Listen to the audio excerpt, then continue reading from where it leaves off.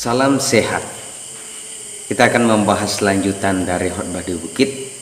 Secara khusus kita akan membahas dalam ayatnya yang ke-9. Berbahagialah orang yang membawa damai, sebab mereka akan disebut anak-anak Allah. Kata membawa damai berasal dari kata Yunani yaitu eirenopoioi. Menurut John Stott dalam bukunya Khotbah di Bukit menyatakan bahwa ada keterkaitan yang sangat dekat antara ayat 8 yakni suci hatinya dengan ayat yang ke-9 yakni membawa damai. Sebab tugas membawa damai harus disertai dengan hati yang suci, dengan hati yang murni dan hati yang bersih.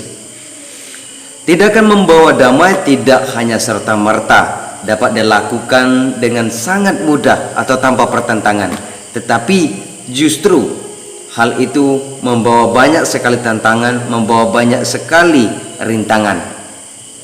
Ketika Yesus mengungkapkan dan menyatakan dalam pelayanannya bahwa ia tidak membawa damai melainkan pedang, menunjukkan bahwa ketika seseorang membawa damai, maka dalam keluarga tersebut biasanya akan terjadi perpecahan, akan terjadi perselisihan. Namun demikian, yang dimaksudkan di dalam ayat yang ke-9 ini, yang membawa damai ini adalah ketika orang percaya tidak menjadi sumber daripada suatu konflik. Jadi orang percaya membawa damai, bukan menjadi sumber daripada suatu konflik. Orang percaya harus menjadi pembawa damai dan mendamaikan baik dirinya terhadap orang lain maupun terhadap sesama yang. Oleh karena itu, ketika orang percaya membawa damai dalam hidupnya, dalam keluarganya, dalam lingkungan, bahkan di dalam kemajemukan masyarakat Indonesia, maka tidaklah berlebihan ketika mereka yang membawa damai tersebut akan disebut sebagai anak-anak Allah. Sebab tugas untuk membawa damai adalah tugas yang ilahi, adalah tugas yang dari Allah. Dan dengan demikian, orang yang membawa damai berarti orang yang disebut sebagai anak-anak Allah.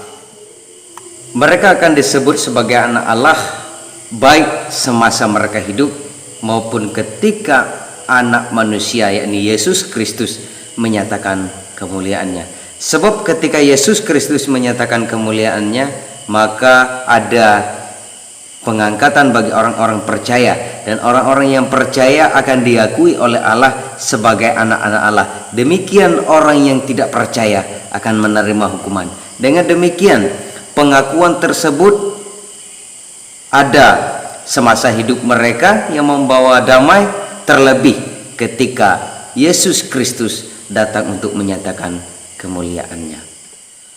Ketika bangsa Indonesia diperhadapkan oleh pandemi corona, maka orang yang paling super sibuk adalah orang di bagian kesehatan.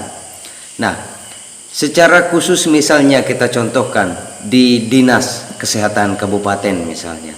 Ketika mereka menyampaikan berbagai hal, berbagai contoh dan berbagai macam cara untuk menghindarkan diri dari wabah COVID-19, maka orang yang mendengarkan tersebut memberikan pesan itu dan menerusnya kepada masyarakat awam dengan sebaik-baiknya, dengan sebenar-benarnya.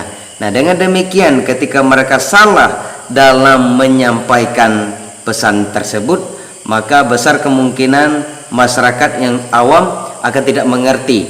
Dengan demikian juga sama halnya seperti kita. Ketika kita ditugaskan untuk membawa damai yang dari Allah, yang merupakan karya Allah sendiri, maka kita harus benar-benar menyampaikannya baik kepada keluarga, baik kepada masyarakat lingkungan kita, baik kepada bangsa dan negara kita, sehingga damai tersebut tidak salah sasaran, tidak menjadi hampa dan sia-sia di dalam pelayanan kita.